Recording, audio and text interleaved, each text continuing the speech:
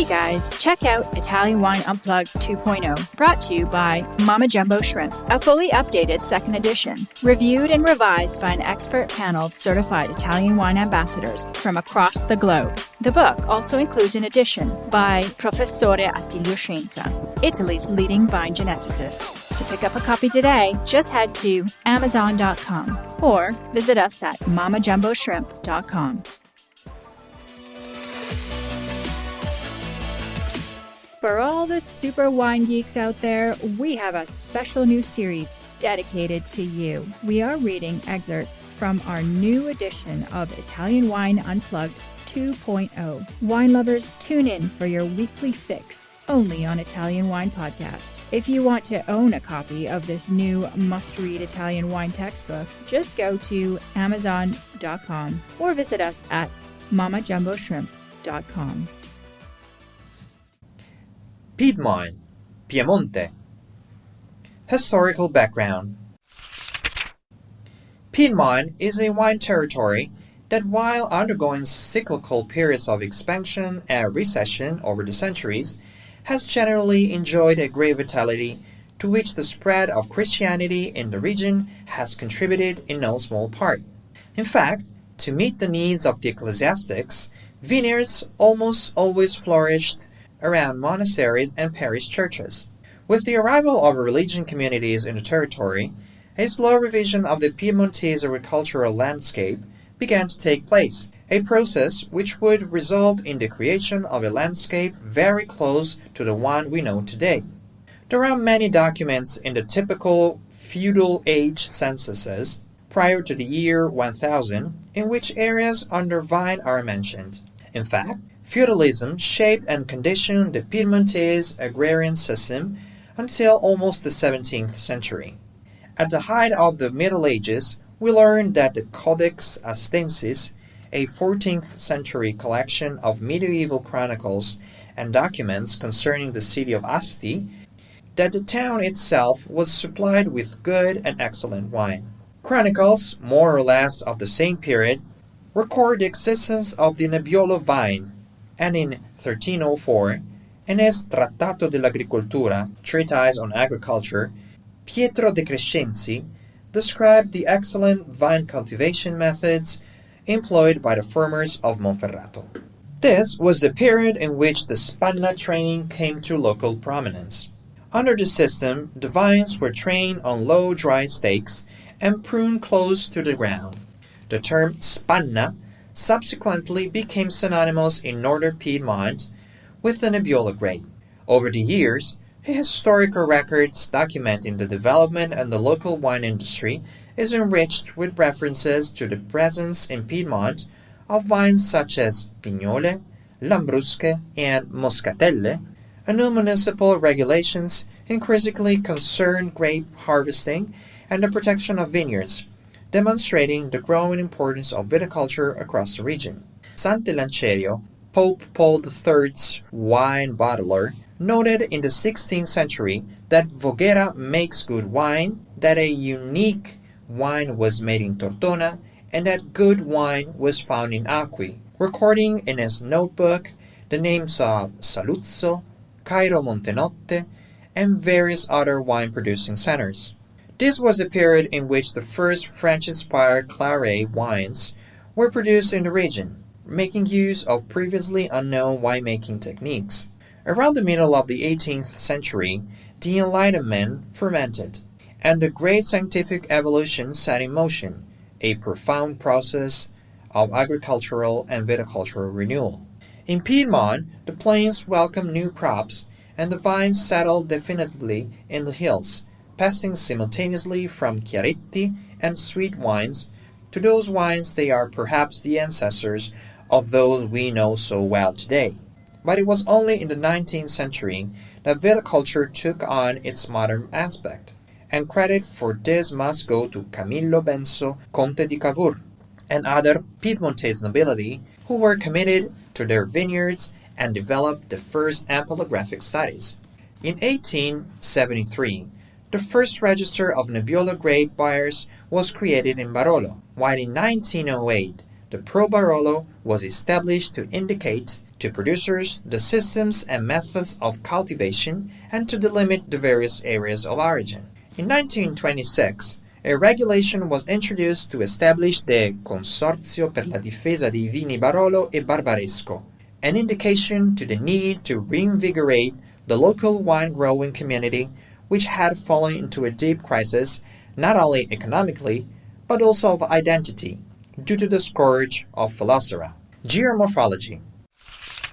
Situated in the northwest of Italy, Piedmont borders France, specifically the part known as Rhône-Alpes and Provence-Alpes-Côte d'Azur regions.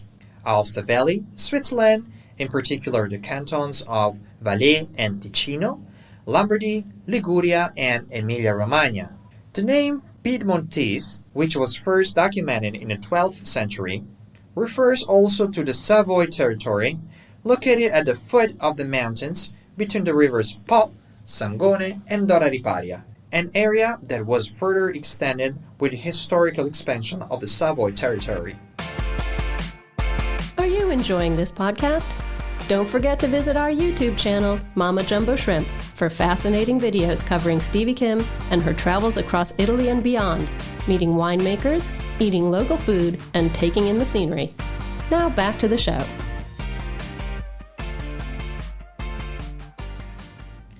The wine-growing areas can be divided into 3 concentric zones. The outermost in the Alpine and Apennine zone, which covers 43.3% of the entire regional surface area.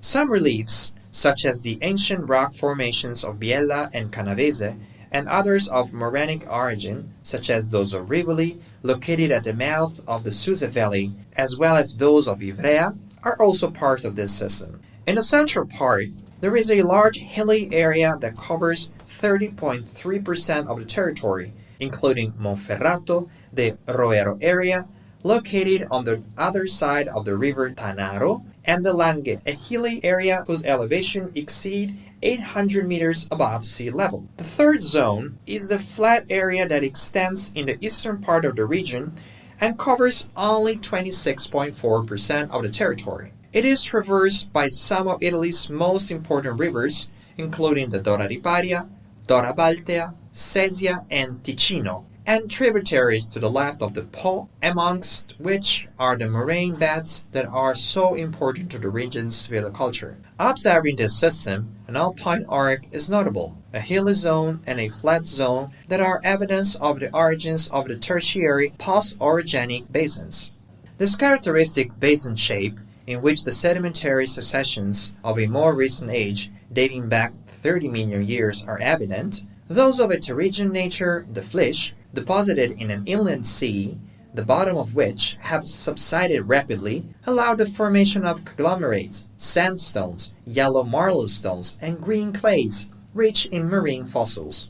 The tributaries to the right of the river Po, including the Tanaro, Bormida, and Scrivia, cross the part of the hilly region that, unlike the other, was not covered by quaternary glaciers. In a narrow band of hills between the outlets of the rivers Dora Baltea and Sesia are ultra-basic green rocks, followed to the east by Permian porphyries and Mesozoic sedimentary formations. On this rocky substratum, covered by fluvioglacial deposits, the Boca, Bramaterra, Gattinara, and Gemme areas emerged. In the lower areas of Piedmont, the climate is temperate, subcontinental in character, while as one ascends in altitude, it becomes progressively temperate cold or cold. The lower areas are characterized by cold and fairly wet winters, generally with little rain, while annual rainfall is higher on the mountain and foothill slopes in the north of the region.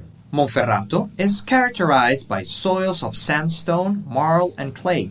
In lower Monferrato, vines such as Barbera, Grignolino, and Fresia are grown, while in Alto Monferrato, Dolcetto and Cortese are cultivated. Not far from the Strevi, near Acquiterme, emerge the marls and sandstones of Serravagliano, which give rise to an important wine-growing district, since it is here that production of Bracchetto d'Acqui is concentrated. The heart of the Langhe, located to the right of the river Tanaro, is divided into Altalunga, made up of less erodible rocks, and Bassalanga, characterized by softer hillsides with a character more favorable to viticulture. The soils date back to the Middle and Upper Miocene period and consist of marls with sandy intercalations. To the right of the river Tanaro in the province of Cuneo, also in the Tertiary Basin, is the Barbaresco area, located between the municipalities of Trezo, Neive, and Alba. Moving southwards, between 250 and 500 meters above sea level, the Barolo area opens up, with medium-high hills, sunny and protected from the north winds. On the left of the bank of the river Tanaro lies the Roero area, characterized by a succession of clays, marls, and sands of Miocene and Pliocene origin, where vines such as Nebbiolo, Arneis, and Cortese are grown. The Nizza Monferrato area has rather loose and well-drained Miocene soils with a predominantly arenaceous composition. In northwestern part of the region lies the important wine-growing area of Canavese, located on the morainic substrates along the border that in Roman times bordered Gaul, in the Middle Ages the Kingdom of Burgundy, and today marks the border with Aosta Valley, a border on which the Carema wine growers operate. The terrain has a rocky substratum consisting of metamorphic rocks from the Sesa Lanzo with local coverings of glacial deposits. Moving northeast, near the basin of the Sesia River and its outlet into the Po Valley, one encounters the small Gattinara appellation located on an ancient rock basement consisting of Mesozoic rocks and Permian vulcanites covered by loose, fertile soils of glacial origin. In and around Novara are moraine hills, stretching in a north-south direction, parallel to the Sesia and located on rocky substrate covered by glacial deposits. In the province of Alessandria lies the Gavi wine region, near the town of Novi Ligure. Here, the outcrops are relatively recent and belong to both the marine Pliocene period with clays and sands and the continental Pleistocene with gravelly sandy alluvial soils. Listen to the Italian Wine Podcast wherever you get your podcasts. We're on SoundCloud, Apple Podcasts, Spotify, Himalaya FM, and more. Don't forget to subscribe and rate the show. If you enjoy listening, please consider donating through ItalianWinePodcast.com. Any amount helps cover equipment, production, and publication costs. Until next time, Cin Cin.